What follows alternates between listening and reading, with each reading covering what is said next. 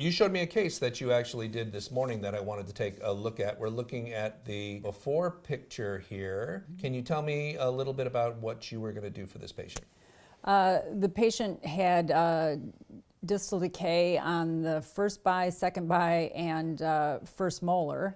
The second molar needs a full coverage restoration, so we weren't going to involve that today. She wasn't prepared to do that. So I wanted to go ahead and treat those interproximal areas of decay, remove the existing amalgam pit there on the buccal of the molar. And then I also, when I treat teeth, it's sort of in some ways extension for prevention. I like to treat those stained grooves, and so we removed the old restoration on the molar there, used microabrasion to clean the grooves, and then remove the decay on the distals of those teeth, and then went in and filled those.